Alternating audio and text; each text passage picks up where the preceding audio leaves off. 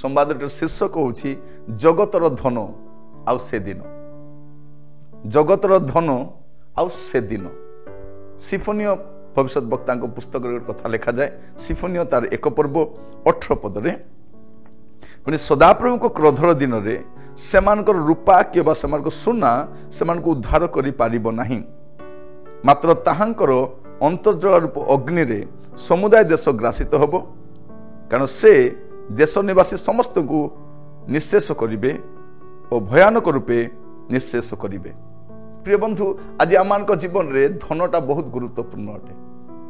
ଆମେ ଧନକୁ ବହୁତ ଗୁରୁତ୍ୱ ଦେଇଥାଉ। ଆମେ କହୁ ଗୋଟେ କଥା, ଧନ ଥିଲେ ସବୁ ହବ, କିନ୍ତୁ ଗୋଟେ ଦିନ ଆସୁଛି, ଲେଖାଯାଏ ସଦାପ୍ରଭୁଙ୍କ କ୍ରୋଧର ଦିନରେ।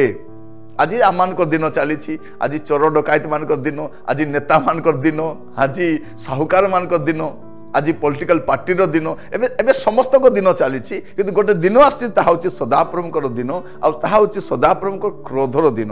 ଆଉ ସେ ଦିନରେ ସେମାନଙ୍କ ରୂପା କିମ୍ବା ସେମାନଙ୍କ ସୁନା ସେମାନଙ୍କୁ ଉଦ୍ଧାର କରିପାରିବ ନାହିଁ। ଆଜି ଆମେ ଆମର ଧନରତ୍ନ ଉପରେ ବହୁତ ଗର୍ବ କରୁ। ଆମେ କହିଥାଉ ନା ପଇସା ଥିଲେ ସବୁ ହବ। ପ୍ରିୟ ଭାଇ ଭଉଣୀ ମାନେ, ମୁଁ କହିବା ପାଇଁ ଚାହେଁ, ସେ ଦିନରେ ଆପଣଙ୍କର ଧନ ସମ୍ପତ୍ତି କାମରେ ଆସିବ ନାହିଁ। ଆଜି କାମରେ ଆସୁଛି। ଆଜି କାମରେ ମାନେ କ'ଣ, ଏତେ କାମରେ ବି ଆସୁନି। ଆମେ ଏଇ ଲକଡାଉନ ଆସିଲା ପରେ ଜାଣିଲୁ ଯେ ପଇସାର ଭ୍ୟାଲ୍ୟୁ କ'ଣ। ପଇସା ଥିଲା, ଭେଣ୍ଟିଲେଟର ବି ମିଳିଲା ନାହିଁ, ଅକ୍ସିଜେନ ମିଳିଲା ନାହିଁ। ପଇସା ଥିଲା, ଭଲର ସମାଧି କାର୍ଯ୍ୟ ହେଇପାରିଲା ନାହିଁ। ପଇସା ଥିଲା, ଭଲରେ ବାହାଘର ବି ହେଇପାରିଲା ନାହିଁ। ପଇସାର ଆମେ ବହୁତ ଗର୍ବ ଦେଖାଉଥିଲୁ, ପଇସା ଥିଲେ ସବୁ ହବ, କିନ୍ତୁ ପ୍ରିୟ ବନ୍ଧୁ, ପଇସା ଦ୍ୱାରା ଆମର କୌଣସି କାମରେ ପଇସାଟା ଆସିପାରିଲା ନାହିଁ। ଏଇଟା ହିଁ ଆଜି ସବୁଠାରୁ ବଡ଼ ଦୁଃଖର ବିଷୟ। ପ୍ରଭୁ ଆମମାନଙ୍କୁ ପ୍ରତ୍ୟେକଙ୍କୁ ଅନୁଗ୍ରହ କରନ୍ତୁ, ଆଜି ବୁଝିବା ପାଇଁ ସାହାଯ୍ୟ କରନ୍ତୁ, କାରଣ ସେ ଦିନରେ ଆପଣଙ୍କର ଧନ କାମରେ ଆସିବ ନାହିଁ। ପ୍ରିୟ ବନ୍ଧୁ, ସେଇଦିନ ଆପଣଙ୍କ ଧନ କୌଣସି କାମରେ ଆସିବ ନାହିଁ, କାରଣ ତାହା ହେଉଛି ପ୍ରଭୁଙ୍କର କ୍ରୋଧର ଦିନ, ତାହା ହେଉଛି ପ୍ରଭୁଙ୍କର ବିଚାରର ଦିନ। ଆଉ ସେଇ ଦିନ খুব শীঘ্র আসুচি। জগতের লোকମାନେ বুঝিপারুনাহান্তি। যদি খ্রিস্ট বিশ্বাসী যে বাইবেল পড়ুছি, সে বাইবেল সহিত যদি নিউজ পেপরକୁ টালি করিকি দেখিব, বাইবেল সহিত পৃথিবীরে ঘটুয়া ঘটনাକୁ টালি করে দেখিব, জানিপারিব যে সে কোউ মুহূর্তরে বাস করুছি। প্রভুঙ্কর ক্রোধর দিন আসুচি, সেই দিନରେ জগতর ধন কামরে আসিব নাই। আজ আমি গর্ব করু তিনোটি বিষয়କୁ নেইকি। জিরিমিয় 9 পর্ব তার 23 পদ লেখা যায়, সদাপ্রভু এই কথা কহନ୍ତି। কেউ প্রভু? সাদা প্রভু নুহ, সদাপ্রভু। লেখা যাচ্ছে সদাপ্রভু এই কথা কহନ୍ତି, জ্ঞানবান আপনা জ্ঞানরে দর্পণ করু। আমার দর্পর প্রথম কারণ কোন জ্ঞান। তেণু আমি সমস্তে চাহুছু আম পিলামানকু জ্ঞানী করিবা পাই, ভাল পাঠ পড়াইবা, শিক্ষিত করাইবা, জগতরে এস্টাবলিশ করিবা। তো জ্ঞানবান আপনা জ্ঞানরে দর্পণ করু, কিংবা বলবান আপনা বলরে দর্পণ করু। যেমন পাওয়ার অছি, মসল পাওয়ার হোক বা পলিটিকাল পাওয়ার হোক বা কৌশি পাওয়ার অছি, সেমানে বলবান আপনা বলরে দর্পণ করু, ধনবান আপনা ধনরে দর্পণ করু।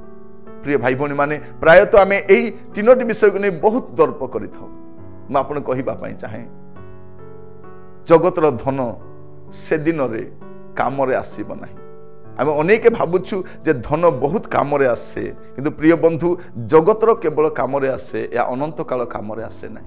তেণু যে কেবল ধন প্রতি মনোনিবেশ করেছেন, সে আজ কহিবা পাই চাহে, জগতর ধন বিচার সময় আপনার উদ্ধার করে পারিব না। আজি হুয়েতো আপনার কোর্ট কচেরি পয়সা দিয়ে পারিবে, পুলিশ কু পয়সা দিয়ে পারিবে, ওকিল কু পয়সা দিয়ে পারিবে, আজি পয়সা দিয়ে খসি পারিবে। আজি আপন অন্যায় কাম করে, দুর্নীতি করে, ভ্রষ্ট কাম করে মধ্যে আজি পয়সা দিয়ে খসি পারিবে, কিন্তু প্রভুঙ্কর বিচার দিন বাইবেল লেখা যাচ্ছে, সেমানক সোনা কিংবা সেমানক রূপা সেমানক রক্ষা করে পারিব নাই। তেণু যে ধন উপরে নির্ভর করছেন, মুসলমান খালি কহিবা পাই চাহে, ধন সবু কিছু নুহে। বিচার আসুছি, দণ্ড আসুছি, জীবনକୁ সজাড়িবা, পাপরু ফেরিবা, মন্দতারু ফেরিবা, অবাটরু ফেরিবা। কেবল ধন উপরে নির্ভর করে জীবন কাটিবা নাই।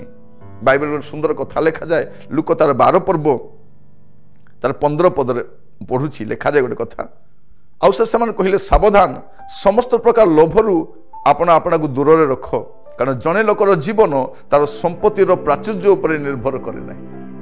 জনে লোকর জীবন তার সম্পত্তির প্রাচুর্য উপরে নির্ভর করে নাই। এটি আমি দেখুছু, জনে লোক তার বহুত সম্পত্তি হেলা, বহুত চাষ হেলা, বহুত ফসল হেলা, তা পাখে গুড়াই বিষয় অছি। সে মনে মনে কোন বলি কହୁছি 19 পদরে, আউ মু মোহর প্রাণকু কহিবি, রে প্রাণ, অনেক বর্ষ নিমন্তে তোর বহুত দ্রব্য সঞ্চিত অছি, বিশ্রাম কর, ভজন কর, ଆମୋଦ କର। କିନ୍ତୁ ଈଶ୍ୱର ତାହାକୁ କହିଲେ ଯେ ନିର୍ବୋଧ, ଆଜି ରାତିରେ ତୋର ପ୍ରାଣ ତୋ ଠାରୁ ନିଆଯିବ, ସେଥିରେ ତୁ ଯାହା ଯାହା ଆୟୋଜନ କରିଅଛୁ ସେ ସବୁ କାହାର ହେବ।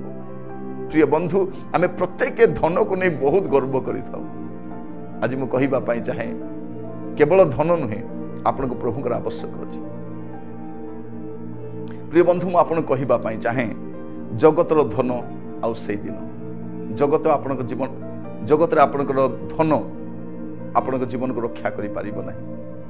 ଆପଣ ମନେ ରଖିଥାନ୍ତୁ ଏଇ କଥା, ଧନ ସବୁ କାମରେ ଆସେ ନାହିଁ। ହୁଏତ ଜଗତରେ ଆପଣଙ୍କ ଟିକେ କାମରେ ଆସିପାରେ, କିନ୍ତୁ ପରବର୍ତ୍ତୀ ସମୟରେ ଏଇଟା କିଛି କାମରେ ଆସିବ ନାହିଁ। ଜଣେ ବ୍ୟକ୍ତି ଏ ଜଗତରୁ ଯିବା ସମୟରେ ତାର ଧନରତ୍ନ ନେଇକି ଯାଇପାରିବ ନାହିଁ, ଆଉ ବିଚାର ଦିନରେ ତାର ଧନ ତାକୁ ରକ୍ଷା କରିପାରିବ ନାହିଁ। ପ୍ରଭୁ ଆପଣଙ୍କୁ ଏ କଥା ବୁଝିବା ପାଇଁ ସାହାଯ୍ୟ କରନ୍ତୁ। ଆସନ୍ତୁ ଚକ୍ଷୁ ବନ୍ଦ କରିବା, ପ୍ରାର୍ଥନା କରିବା ପାଇଁ। ମହାମଙ୍ଗଳମୟ ସ୍ୱର୍ଗସ୍ଥ ପିତା, ଆପଣଙ୍କୁ ଧନ୍ୟବାଦ ଦେଉଛି ପ୍ରଭୁ, ଆଜି ବାକ୍ୟ ଦ୍ୱାରା କଥା ହେଇଥିବାରୁ। ଆମେ ପ୍ରତ୍ୟେକ ପ୍ରଭୁ ଆପଣ ଆପଣାକୁ ନିଜ ସବୁ ବିଷୟକୁ ପ୍ରଭୁ ଆପଣଙ୍କ ହସ୍ତରେ ସମର୍ପଣ କରୁଛୁ। ଅନେକ ଥର ପ୍ରଭୁ ଆମେ ଆପଣା ଧନ ଉପରେ ନିର୍ଭର କରିଛୁ, ଅନେକ ଥର ପ୍ରଭୁ ଆମର ଜ୍ଞାନ ଉପରେ ନିର୍ଭର କରିଛୁ, ଅନେକ ଥର ପ୍ରଭୁ ଆମର ପ୍ରତିଭା ଉପରେ ନିର୍ଭର କରିଛୁ, ଅନେକ ଉପରେ ନିର୍ଭର କରିଛୁ। ପ୍ରଭୁ ପ୍ରାର୍ଥନା କରୁଛି ପ୍ରଭୁ ପ୍ରତ୍ୟେକଙ୍କୁ ସାହାଯ୍ୟ କର। ଆଜି ବାକ୍ୟ ଶୁଣିବା ସମୟରେ ପ୍ରଭୁ ଆପଣ ଆପଣ ଜୀବନକୁ ସମୀକ୍ଷା କରି ସଜାଡ଼ିବା ପାଇଁ ସାହାଯ୍ୟ କର, କାରଣ ସେଇ ଦିନରେ ପ୍ରଭୁ, ସେ ବିଚାର ଦିନରେ ପ୍ରଭୁ ଏ ଧନ ସମ୍ପତ୍ତି କାମରେ ଆସିବ ନାହିଁ। ଏଇ କଥା ଆପଣମାନଙ୍କୁ ବୁଝିବା ପାଇଁ ଦେଇଥିବାରୁ ଧନ୍ୟବାଦ ଦେଉଛି। ଆଜି ଦିନର ସକଳ ପ୍ରାର୍ଥନା ନିବେଦନ ଆପଣଙ୍କ ଚରଣ ତଳେ ରଖୁଛି ପ୍ରଭୁ। ଯେଉଁମାନେ ଅସୁସ୍ଥ ପୀଡ଼ିତ ସେମାନଙ୍କୁ ଦୟା କର ପ୍ରଭୁ, ଯେଉଁମାନେ ସମସ୍ୟାଗ୍ରସ୍ତ ଋଣଗ୍ରସ୍ତ ଆଜି ପ୍ରଭୁ ଯେଉଁମାନେ ଇଣ୍ଟରଭ୍ୟୁ ଦେବା ପାଇଁ ଯାଉଛନ୍ତି, ଆଉ ଯେଉଁମାନେ ପ୍ରଭୁ ବିଶେଷ କୌଣସି କାର୍ଯ୍ୟରେ ଅଛି ପ୍ରଭୁ, ସେ ସବୁ କାର୍ଯ୍ୟରେ ସାହାଯ୍ୟ କର। ଘରୋଇ ବିଷୟରେ ଅନୁଗ୍ରହ କର, ଦୟା କର। ପିଲାମାନଙ୍କ ସ୍ୱାସ୍ଥ୍ୟର ଯତ୍ନ ନେଇ ପ୍ରଭୁ, ଯେଉଁମାନେ ଆଜି ଜର୍ଣ୍ଣି କରିବେ, ବାହାରକୁ ଯିବେ, ସେମାନଙ୍କ ସହିତ ପରମେଶ୍ୱର ହୁଅ। ପିତା ପରମେଶ୍ୱର ଆପଣଙ୍କ ଦୟା ସେମାନଙ୍କ ସହିତ ରହୁ ପ୍ରଭୁ। ମୁଁ ଜାଣେ ନା ପ୍ରଭୁ ସେମାନେ କେଉଁ ପ୍ରାର୍ଥନା ନିବେଦନ ନେଇ ବସିଛନ୍ତି, କିନ୍ତୁ ମନେ ମନେ ପ୍ରାର୍ଥନା କରିବା ସମୟରେ ପ୍ରଭୁ ଆପଣ ଆମ ସମସ୍ତଙ୍କ ପ୍ରାର୍ଥନା ଶୁଣିକି ପ୍ରଭୁ ଆପଣଙ୍କ ଆଶୀର୍ବାଦ ଦୟା ପ୍ରକାଶ କରନ୍ତୁ। ପ୍ରାର୍ଥନା ଶୁଣିଥିବାରୁ ଧନ୍ୟବାଦ ଦିଏ। ଆଦର ମହିମା ଗୌରବ ଆପଣଙ୍କୁ ଦେଇ ପ୍ରାର୍ଥନାଟି ମୋର ପ୍ରାଣର ପ୍ରିୟ ଯୀଶୁଙ୍କ ନାମରେ ମାଗିଲି, ଆମେନ୍।